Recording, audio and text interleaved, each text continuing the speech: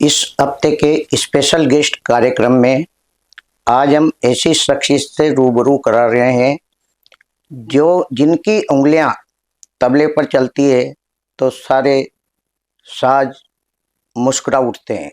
ऐसी शख्सियत आज हमारे साथ बनारस राजघराने के तबला वादक पंडित किशन राम दोहकर जी हैं।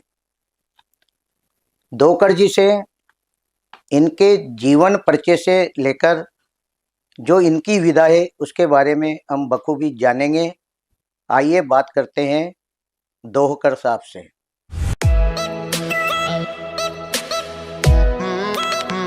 किशन राम जी दोहकर साहब, आपका कोटा में बहुत बहुत स्वागत है। वाह, नमस्कार। दोहकर साहब, सबसे पहले तो आप अपने जीवन परिचय के बारे में हमारे दर्शकों को बताएं। आप कहाँ से हैं, शिक्षा वगैरह आपकी कहाँ हुई जी, कब से आप इस विधा से जुड़े? तो सबसे पहले सभी दर्शकों को मैं प्रणाम करता हूं। और अभी जैसा हमारे भाई साहब जी बोले हैं कि जीवन के बारे में, संगीत के बारे में आप इस लाइन से कब जुड़े हैं, तो सर्वप्रथम मैं आपको बताऊं, मैं महाराष्ट्र से बिलोंग करता हूं जी। और हमारे पूर्वज लोग काशी में, काशी धर्म की नगरी है, जी जी। इस दृष्टिकोण से वो लोग काशी में आ गए और काशी में उन्होंने वेदों का अध्ययन किया। और हमारा जन्म वाराणसी में 15 अप्रैल 1961 को हुआ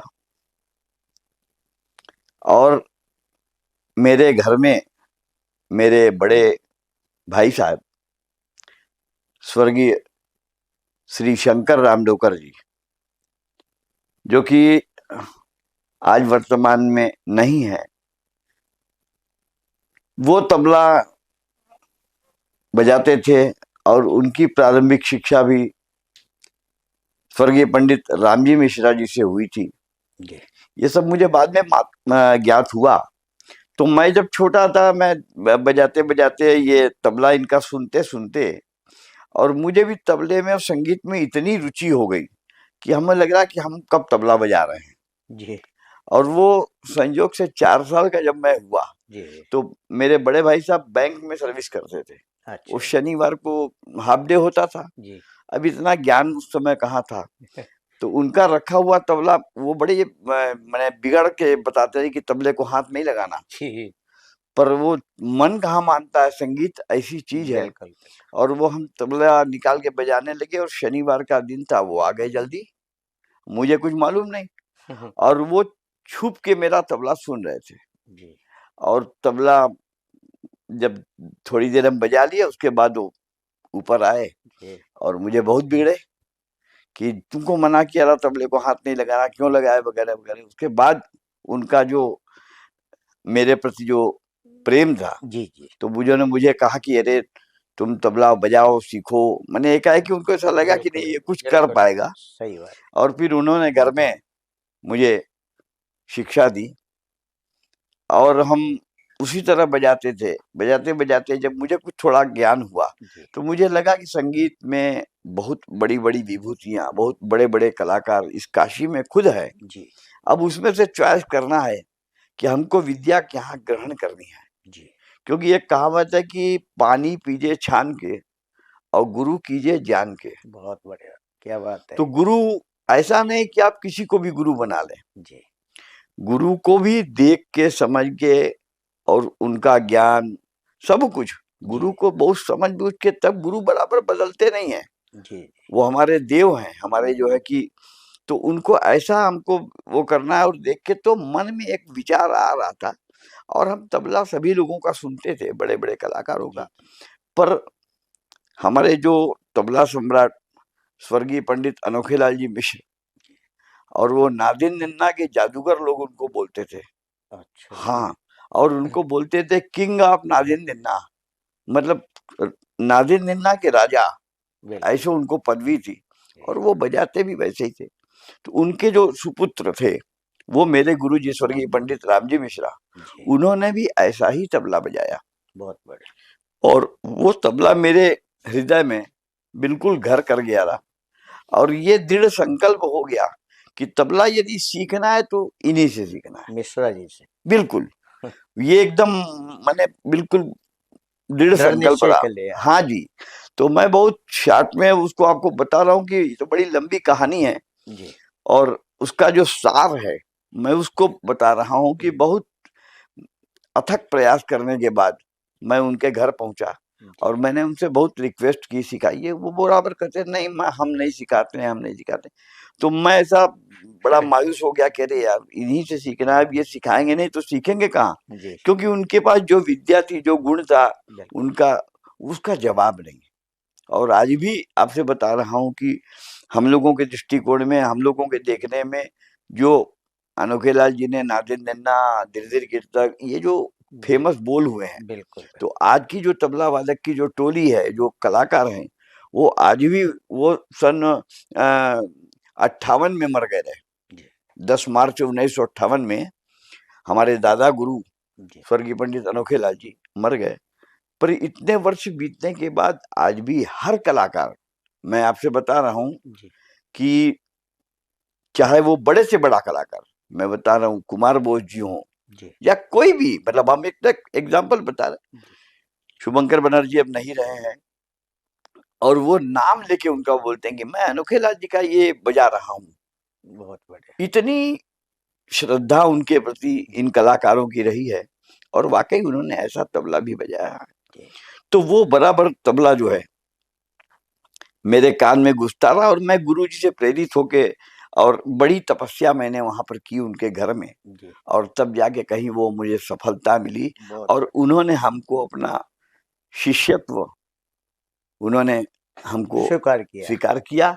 और जिस जब स्वीकार किया तो मैं खुशी से पागल हो गया कि चलो कम से कम एक यातक प्रयास के बाद सफलता मिली। और हमारी जो इच्छा थी, दृढ़ संकल्प मेरा था कि सीखना उन्हीं से है, तो वो उन्होंने बखूबी हमको, आप समझिए कि कम से कम 2007 को वो अभी उनका निधन हुआ है जी। और उसके पहले तक बराबर मैं उनके घर में जाता था, वो भी मेरे घर में आके रहते थे। ऐसी उनकी कृपा थी मेरे ऊपर। और आज जो भी मैं हूँ उसका सारा श्रेय अनोखे लाल जी, मेरे गुरु जी जो रामजी मिश्रा जी, उन्हीं को है, क्योंकि आज इस योग्य उन्होंने मुझे बनाया ताकि मैं यहाँ तबले का प्रचार प्रसार कर रहा हूँ और 2 पैसा अर्थ भी मुझे उस विद्या से प्राप्त हो रहा है। तो इसका सारा श्रेय मेरे गुरु जी को जाता है कि आज उन्होंने मुझे इस लायक तो बनाया। तो ये बहुत बड़ी कृपा है उनकी। और देखिए संगीत लाइन में तो एक से एक कलाकार हैं, कलाकारों की पृथ्वी में कमी नहीं है। अब सवाल ये है कि वो कितना फेमस हुए हैं, लोग कितना उनको जानते हैं, ये बात जरूर है। और आज तो मीडिया का जमाना है, आपका ये मोबाइल है, तमाम ऐसी साधन है ऐसे जो कि हम एक दूसरे के काफी करीब पहुंच जाते हैं। उस जमाने में तो ऐसा नहीं था। बिल्कुल। जबकि मैंने सुना है कि भीमसेन जोशी जी अपने गुरु जी के यहाँ जाके 5 साल सिर्फ गगरे से पानी भरे हैं। सिखाया नहीं है गुरु जी ने कुछ उनको, सिर्फ गुरु सेवा उन्होंने 5 साल सिर्फ पानी भरा है, आप सोच लीजिए। बिल्कुल। और उसके बाद उन्होंने शिष्यत्व ग्रहण किया है मैंने अपना, और उसके बाद जो गुरुजी ने उनको शिक्षा दी है वैसा दूसरा भीमसेन जोशी आज तक पैदा ही नहीं हुआ कोई, और न होगा। और उस समय भी नहीं था ऐसा। बड़े लोग कहते थे कि उनका जो एक सन था, उनका जो एक समय था, उनका जो एक पीरियड था, उस पीरियड में भी भीमसेन जोशी जैसा आदमी कोई पैदा नहीं हुआ और आगे भी नहीं होगा, क्योंकि वो जो इतने गुणी लोग थे तो ऐसा रियाज करते थे 10-10 घंटा, 12-12 घंटा। आज तो अपने पास टाइम नहीं है। बिल्कुल सही। किसी लड़के को कहो कि भैया वो आता है गुरुजी मुझे तबला सीखना है, तो उसके गार्जियन पूछते हैं कि गुरुजी ये कितना दिन में बजा लेगा। तो अब बहुत प्रश्न उठता है कि हम लोग तो आज तक सीख ही रहे हैं। जी। और अभी भी मैं क्या बताऊं कि मैं क्या नहीं सीखता हूँ। सही।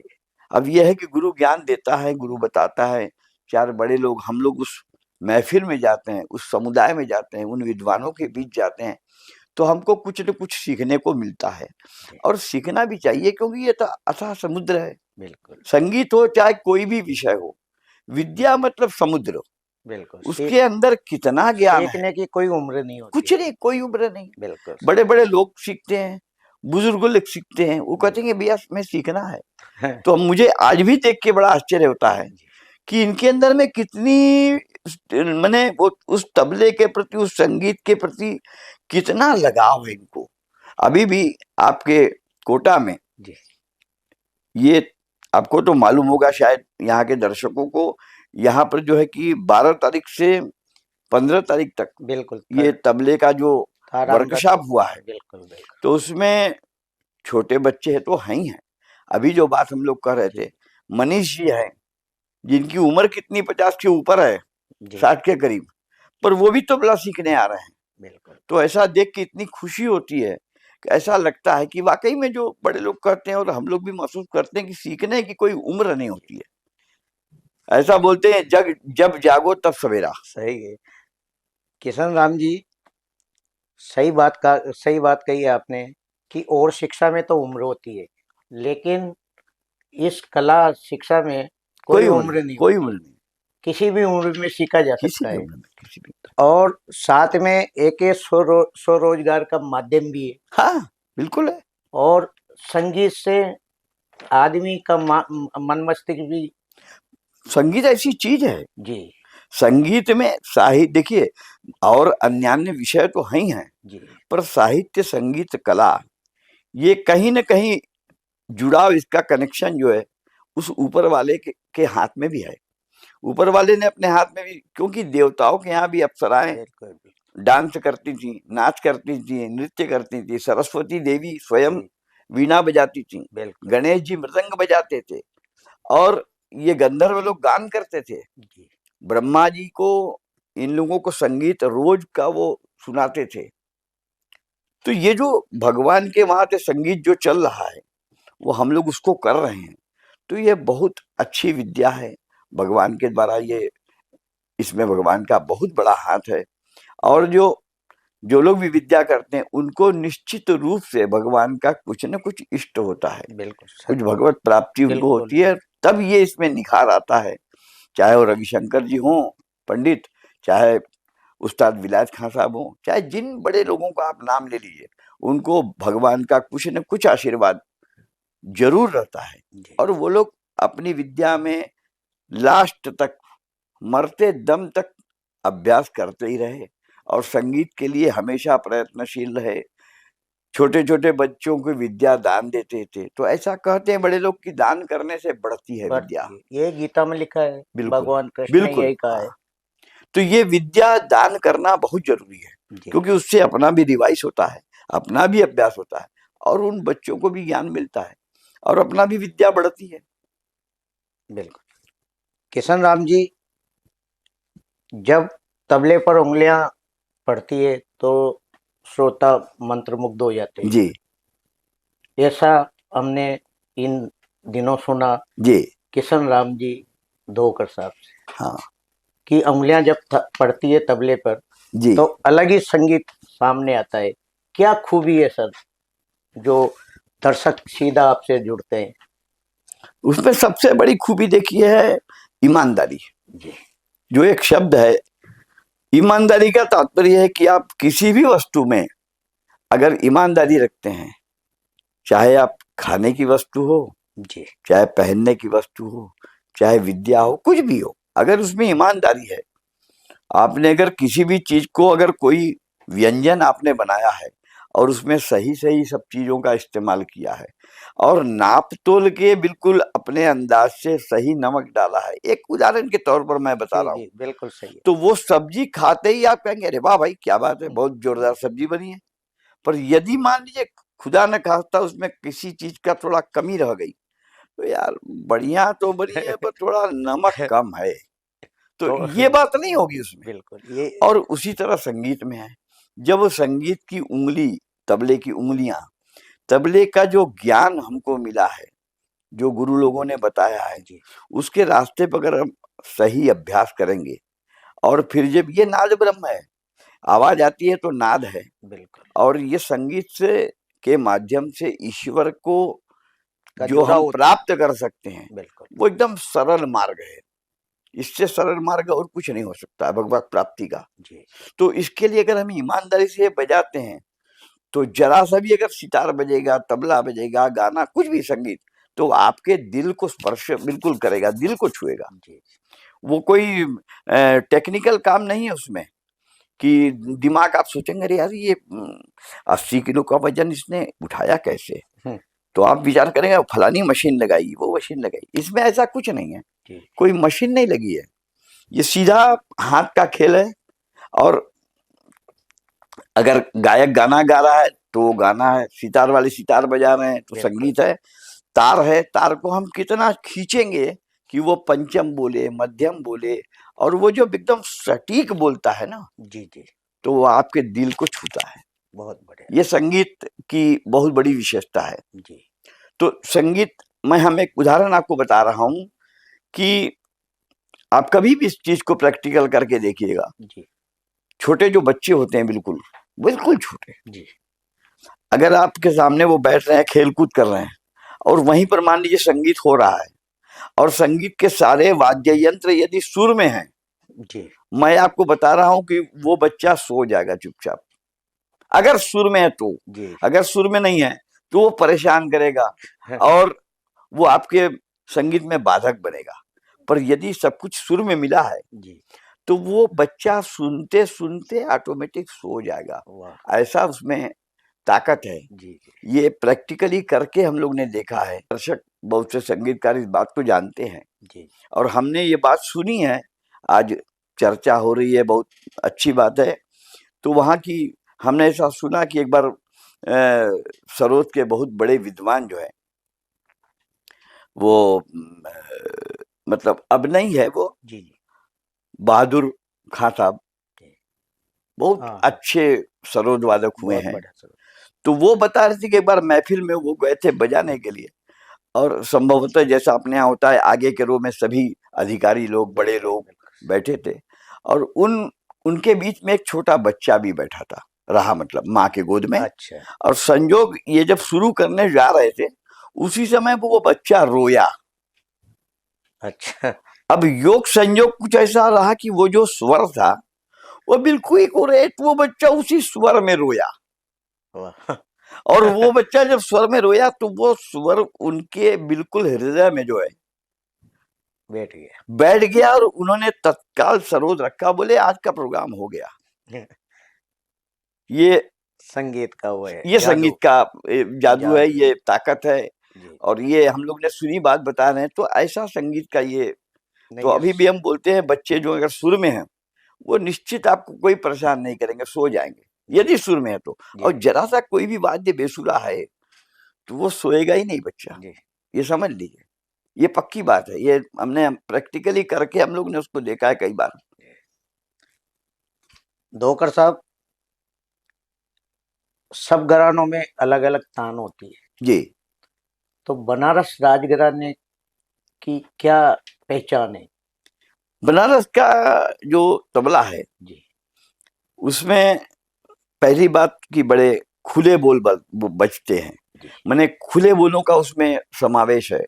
जी तो खुले बोलने का तात्पर्य ये कि खुला आवाज जोरदार, और वो जैसे उदाहरण के लिए हम तक बजाते हैं, तो क बंद हो गया, जी कड़ान कड़ान बजाएंगे तो ये खुला हो गया, अच्छा बहुत बढ़िया घड़ान, तड़ान, तो ये सारे बोलों का समावेश उस बनारस घराने के तबला जी की जी जो एक परंपरा है उसमें है। जी और भी बहुत सारी बातें हैं जिसमें कि तबले की जो, माने जो तबले का जो क्या उसको कहते हैं, दूरी होती है, तबले का जो परिधि होती है जी गोल, जी उसमें सबसे लास्ट में इधर जो होता है वो चाटी होती है, जी उसके बीच में फिर मैदान होता है, और बीच में जो हम लोग देखते हैं काला काला, वो शाही उसको बोलते हैं। जी तो वो लोहे का चूर होता है, उससे बनता है, बाकी तो ये स्किन रहती है, अच्छा चमड़ा। हाँ हाँ तो उसको क्या होता है कि उसके वो मैदान और चाटी के बीच की जो जमीन है, उसको लव बोलते हैं। जी तो बनारस बाज का तबला लौ में ज्यादा बजता है अच्छा उसकी, क्योंकि वो थोड़ा कठिन काम है।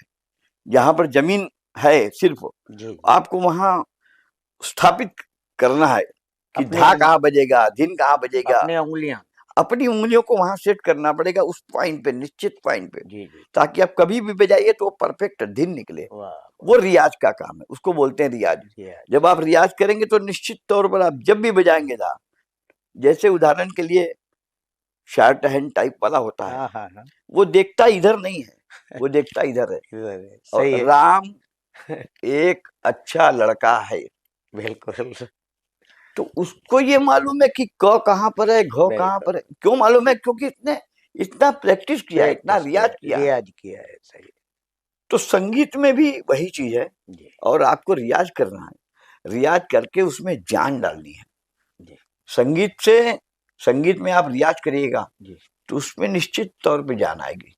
जान का तात्पर्य है कि जब आप बजाइएगा तो उसमें से जो ध्वनि निकलेगी, वो ध्वनि बताएगी कि आपने रियाज कितना किया है। बहुत बढ़िया और इसका ज्वलंत उदाहरण गुदई महाराज जी या अन्यान्य जो तबला वादक हो गए, जी जी उन्होंने इतना परिश्रम किया, इतना रियाज किया कि जब वो बजाते थे तो लगता कि यार क्या बात है। और उन सभी महानुभावों का, बड़े बड़े कलाकारों का, जब तबला कभी बजे या गाना कभी बजे या सितार, उनकी एक जो एक पहचान थी, उन्होंने अपनी पहचान बना के रखी थी।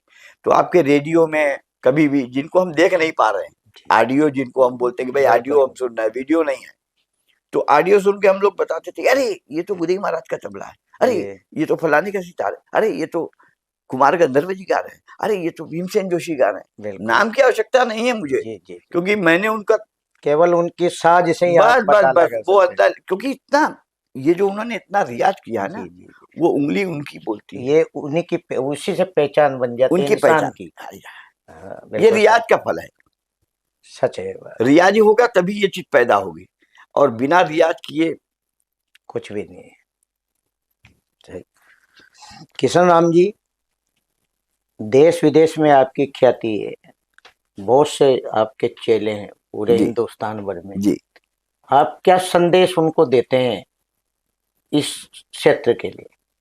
हम इस क्षेत्र के लिए उनको यही बराबर संदेश देते हैं जी कि कोई भी काम करो ईमानदारी से करो, जी बहुत बढ़िया बड़ों को सम्मान दो, और निरंतर इस विद्या के लिए सीखने का जो एक दौर है, सीखने की जो एक कला है, सीखने का जो एक मैंने क्या उसको को प्रेरणा या सीख, उसको बराबर सीखते रहने का जो एक जज्बा है, वो बराबर बना रहे। और अच्छे गुरुओं के साथ, अच्छे विद्वान लोगों के साथ उठना बैठना, उनके साथ बात करना, उनके साथ उनसे कुछ लेना, ये बराबर बना रहे। आजकल की जो तबला बजाने की या संगीत की जो दुनिया है, उसमें लेटेस्ट जो हम कहते हैं, कई कंप्यूटराइज्ड जो जमाना आ गया है, जी जी तो जैसे वो बोलते हैं ना कि 5 मिनट में 32 फोटो प्राप्त करें, हाँ, बिल्कुल बड़े बड़े स्टूडियो में लिखा जी रहता जी है। जी तो आप अंदर जाइए, वो फोटो खींचेगा, आपको पासपोर्ट साइज 32 फोटो निकाल देगा तुरंत 2 मिनट के अंदर में। सही है वो बिल्कुल, तो आजकल का तबला, आजकल का संगीत, आजकल का कोई भी, तो उनके गार्जियन, लड़का स्वयं बोलता है, गुरुजी कितना जल्दी हम कितने दिन में हम स्टेज में बजाने लगेंगे। जी अब ये बताना कितना कठिन है, कोई भी नहीं बता पाएगा। कोई नहीं वो बता तो डिपेंड करता है पाएगा। तुम्हारा उसकी अभ्यास, लगन पे तुम्हारा लगन, तुम्हारा अभ्यास, और इन सब बातों के होने के बाद ईश्वर कृपा, उसके बिना कुछ नहीं। वो ये आप समझ लीजिए कि किसी भी प्रकार की विद्या है, आपने उसको बहुत परिश्रम किया है, सब कुछ किया है, मैं मान्य करता हूं, फिर भी जब तक ऊपर वाले का मोहर नहीं लगेगा तब बिल्कुल सही, क्योंकि ये हानि लाभ जीवन मरण जस अवजस विधि हाथ। तो आपको कब लाभ होने वाला है, कब यश आपको मिलने वाला है, कब अपयश आपको मिलने वाला है, कहीं नोट नहीं है। बिल्कुल वो आपका कर्म, बिल्कुल गुरु भक्ति, आपकी ईमानदारी, सब इसी पर डिपेंड करता है। इसलिए मैं अपने शिष्यों को या मेरे चाहने वाले दर्शकों को मैं यही उनको राय दूंगा कि विषय कोई भी हो, गुरु कोई भी हो, गुरु के लिए श्रद्धा हो, गुरु के लिए बराबर मन में अगाध प्रेम हो, अगाध श्रद्धा हो और धैर्य हो, तो आप किसी भी गुरु के पास जाइए, गुरु कोई कमजोर नहीं होता है, सारे गुरु एकदम अच्छे होते हैं और उनकी जो पोस्ट है वो पोस्ट बराबर रहती है। अगर उन्होंने कह दिया कि इस बच्चे का कल्याण हो, तो उस बच्चे का कल्याण 100% होना ही होना है। क्यों? क्योंकि उनको नियुक्त किया है भगवान ने, ईश्वर ने। तो ईश्वर भी इस बात को समझता है कि यार फलाने ने वचन दे दिया है, तो इसका वचन खाली न जाए। तो भगवान जी तुरंत उस व्यक्ति को जो है वो वचन दे देते कि जाओ बेटा, और उस कल्याण हो भी जाता है। बिल्कुल। तो इसलिए मेरी बारंबार यही विनती है कि ईमानदारी से रहें, ईमानदारी से विद्या ग्रहण करें और गुरु के प्रति प्रेम बना के रखें, गुरु के लिए बिल्कुल श्रद्धा रखें, गुरु को कमजोर न समझें। क्योंकि एक संस्कृत में एक यह है कि विश्वासो फलदायकः, अगर यदि आपको विश्वास है तो आपको फल 100% मिलना है। बिल्कुल सच है बात। अगर आपको विश्वास नहीं है तो वो फल नहीं मिलेगा, फिर आप निराशा में रहोगे तो कुछ नहीं होगा। और अगर आशा है जी तो निश्चित मिलेगा, और सामने हम लोग देखते भी हैं। तो ये मेरी सभी लोगों से निवेदन है मेरा कि संगीत हो चाहे कुछ भी हो, गुरु के प्रति प्रेम, श्रद्धा, आदर बराबर बना रहे, आपको सफलता निश्चित मिलेगी। किशन राम जी, संगीत शिक्षा यानी संगीत वेद पुराणों से निकला हुआ है और ये मानव को अनुशासन का पाठ पढ़ाता है। बिल्कुल। आज जो ये संगीत शिक्षा, जैसे सरकारें कई राज्यों में पीछे हट रही है इसके प्रति, इसको आगे आना चाहिए ताकि जो आज के बच्चे किसी भी उम्र के जी वह स्वावलंबन बन सके। तो आपका क्या मानना है, सरकार से आप क्या मांग करेंगे इसके लिए? सरकार से हमारा कहना है कि कम से कम अपनी प्राचीन जो भी विद्याएं हैं जी, मैं सिर्फ संगीत के लिए नहीं कह रहा हूँ जी जी, ये तो गलत हो जाएगा कि हम सिर्फ संगीत के लिए मांग करें और वेद रह जाए या अन्य कोई विषय रह जाए, ऐसा नहीं। सरकार को इन बातों को सोचना चाहिए कि हमारे पूर्वजों ने, हमारे देवताओं ने जिस विद्या को अपनाया है या जिसका उपयोग किया है, वो विद्या मानव के पास है, और वो विद्या प्राचीन काल से हमारे संगीत के जो बड़े बड़े गुरु हो गए हैं, और सिर्फ गुरु नहीं हो गए हैं, उन लोगों ने इसमें प्रैक्टिकल करके दिखाया है कि दीपक राख से जो है दीपक जलते हैं, और जो है जब हम पानी की हमको आवश्यकता होती है तो हम मेघ गाएंगे। तो कहने का मतलब है कि सारे विषयों के में जो माने सारे इसके जो राग बने हुए हैं, राग रागिनी जो बने हैं, तो उन ऋषि मुनियों ने जो तपस्या करके इसको बनाया है, उसका प्रचार प्रसार हो, और उसका जो माने उसका क्या इफेक्ट बोलेंगे, उसका जो मतलब ये मिलता है प्रभाव, वो प्रभाव कैसे बना रहेगा जब वो कलाकार कुछ विद्या में करेगा।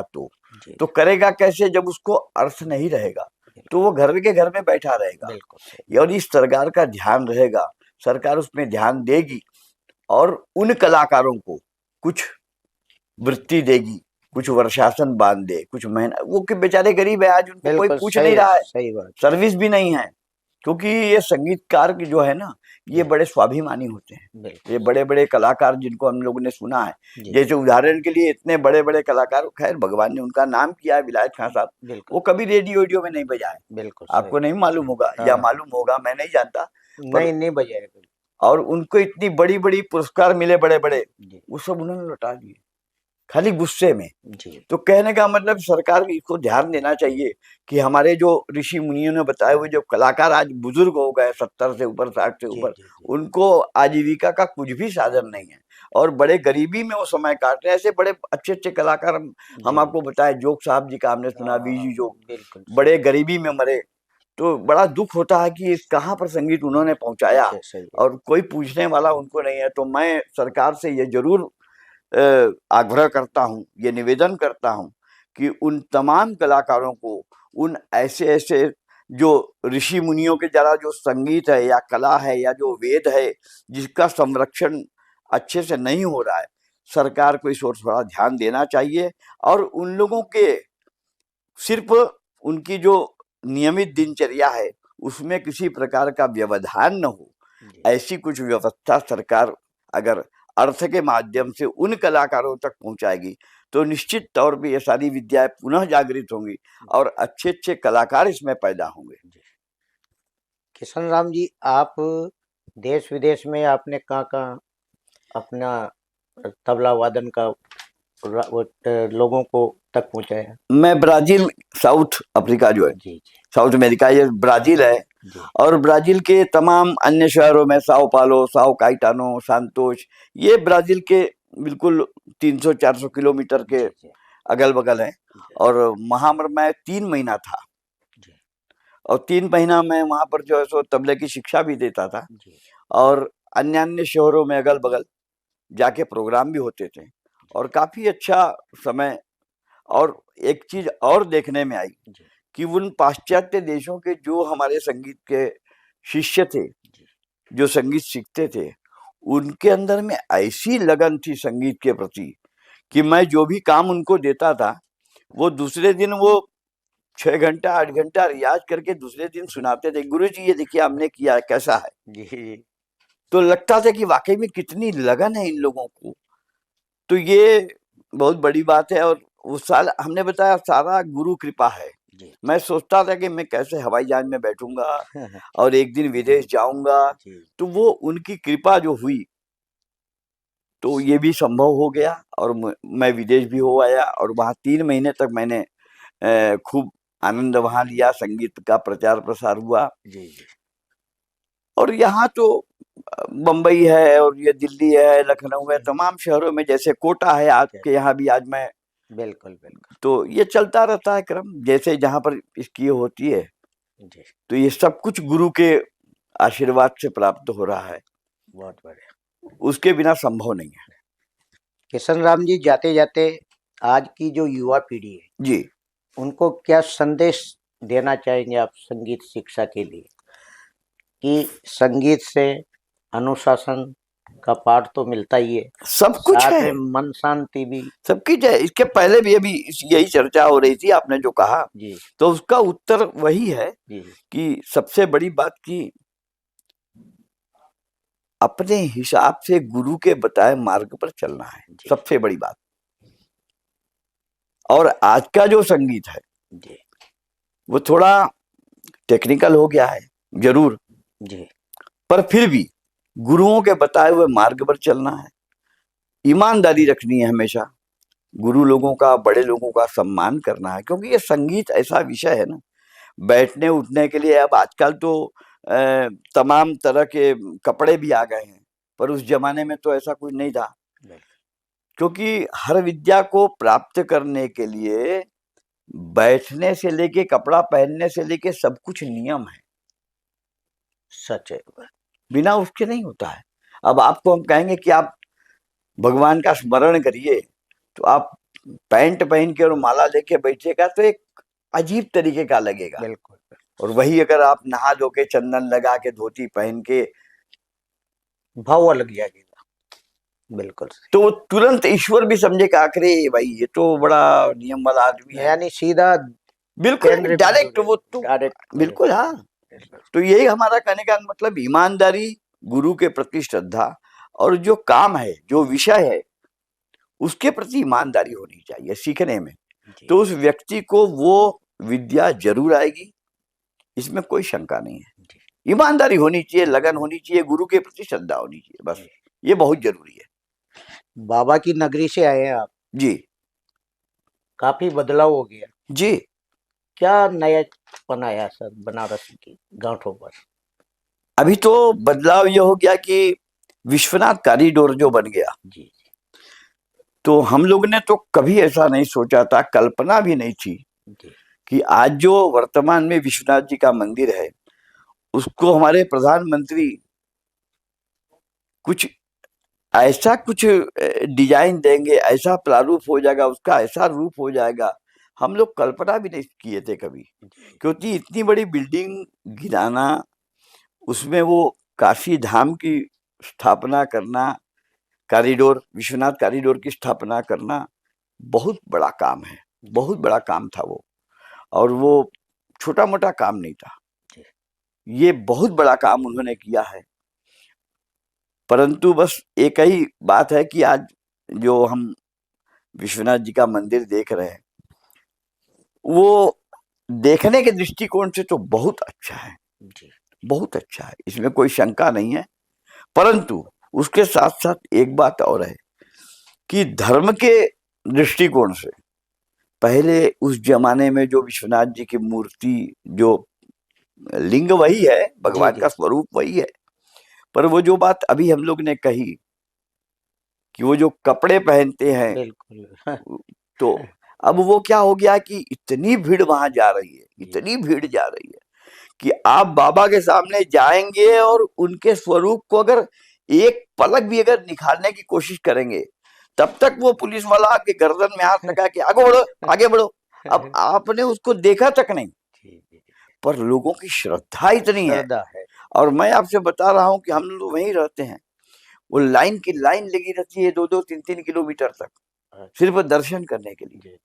तो लगता है कि कितना धैर्य है इन लोगों में और कितने भगवान के प्रति क्या आस्था है। तो हम तो उन्हीं लोगों को प्रणाम करते हैं। विश्वनाथ जी को तो है ही है साष्टांग दंडवत, पर वो जो उनके भक्त जो लाइन में लगे हुए हैं, हम तो उन्हीं को प्रणाम करते हैं कि कमाल है भाई, इतनी बड़ी तपस्या जो है ये हमसे नहीं होगी। हम बिना अब उठते मान पहले भूख लगती है, तो वो सब कुछ छोड़ के बेचारे और लाइन में लगे हैं। ऊपर से धूप, इतनी तगड़ी धूप लग रही है, फिर भी वो खड़े हैं, बैठे भी नहीं है, खड़े हैं, पैर दर्द कर रहा है, पर मन में एक ही भावना है कि बस कैसे दर्शन होगा। तो वो जो भाव उनका है, उस भाव को देख के हम उन्हीं को प्रणाम करते हैं। ये बहुत बड़ी बात है। और क्योंकि हम लोग के यहाँ ऐसा कहा गया है कि काशी का जो स्वरूप है, काशी की जो हवा है, काशी का जो गंगा जल है और तमाम वस्तुएं काशी में हैं, तो ऐसा कहते हैं कि काशी तीनों लोकों से न्यारी है। बिल्कुल सच है और सर्व विद्या की राजधानी काशी है। तो काशी के बारे में ऐसा कहते हैं कि चना चबेना गंग जल, चना चबेना गंग जल, गंगा जी का पानी, चना चबेना मतलब अगर कुछ नहीं भी है जी, साधक जो है, जो धर्मात्मा है, जो धर्म के लिए है, जो काशी को जानता है कि यहाँ मोक्ष की नगरी है, उसको क्या चाहिए? तो वो बताते हैं कि कुछ नहीं, चना चबेना गंग जल, जो सेवे करता है, जो उसको सेता है, कौन? तो चना चबेना गंग जल जो सेवे करतार, और काशी कबहू न छोड़िए। क्यों मत छोड़िए? क्योंकि विश्वनाथ दरबार। तो ये बहुत बड़ी बात है। और हमारे यहाँ विश्वनाथ जी जब आए हैं तो उन्होंने सारी देवताओं को, सारे देवी देवताओं को ये निर्देश दे दिया कि हमारा देखा देखी तुम लोग भी हमारे साथ, क्योंकि 33 कोटि देवता वास करते हैं काशी में। तो उन्होंने भैरवनाथ जी को कोतवाल नियुक्त कर दिया है कि भैया ये तुम्हारा काम है कि इसको कितना दिन यहाँ रखना है, क्या करना है, वो लेखा जोखा रजिस्टर तुम्हारे पास। अन्नपूर्णा माता को बता दिया कि भैया एक प्रार्थना है कि हमारा भक्त दिन में चाहे भले तुम खाने को मत दो, पर रात को बिना खाए सोने मत देना।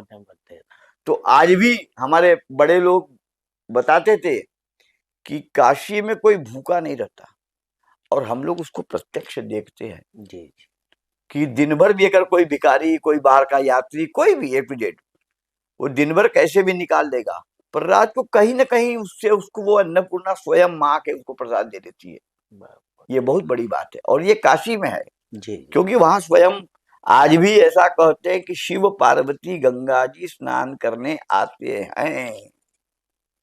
आज के डेट में भी लोग कहते हैं कि अदृश्य रूप में शिव पार्वती गंगा जी में मणिकर्णिका घाट पर स्नान करने के लिए आते हैं। ये बहुत बड़ी बात है। और इसको टेस्टिंग कैसे की गई कि ये सत्य है कि असत्य है, तो वो काशी के जितने अन्य घाट हैं, आप कभी स्वयं जाएं, मैंने अब अभी की बात तो मैं नहीं कह रहा हूँ, पर मैंने इसको प्रैक्टिकल करके देखा है। 30 साल पहले हमने उसको करके देखा है, 40 साल पहले। तो ये प्रैक्टिकल क्या है कि काशी के जितने घाट हैं उन सभी घाटों पर अगर यदि आप बिल्व पत्र चढ़ाएंगे पानी में, अच्छा, तो वो बिल्व पत्र तरंगेगा ऊपर पानी में। अच्छा, लेकिन यदि आप मणिकर्णिका घाट पर बिल्व पत्र चढ़ाएंगे तो डूब जाएगा। बहुत अच्छी बात बताई आपने। ये प्रैक्टिकल मैंने खुद किया है, और ये है क्यों है, क्योंकि वहां शिव पार्वती का वास है। बहुत सुंदर बात, ये बहुत बड़ी बात है। और इसीलिए वो मोक्ष की नगरी है, वहां तारक मंत्र आज भी शिव देते हैं। और लोग कहीं भी होते हैं तो कहते, और यहाँ इतनी धर्मशाला है उस जमाने में, इसीलिए राजा महाराजा लोगों ने वहां पर मंदिर बनवाए, मठ बनवाए रहने के लिए। क्यों? क्योंकि उनके पूर्वजों ने उनको बताया कि भैया तुम्हारे पास इतना पैसा है, अच्छा एक धर्मशाला बना लो। और यही क्या कम है कि ये भगवान की छोड़िए, भगवान तो है ही है सर्वशक्तिमान।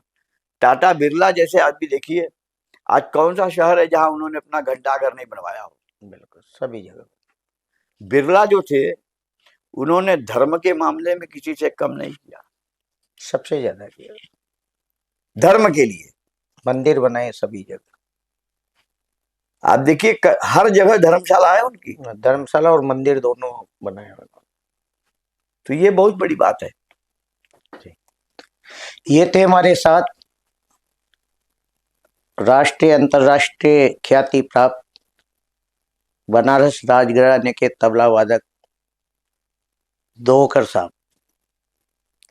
दोकर साहब ने के काफ़ी शिष्य हैं जो देश विदेश में इनसे तबला सीखते हैं।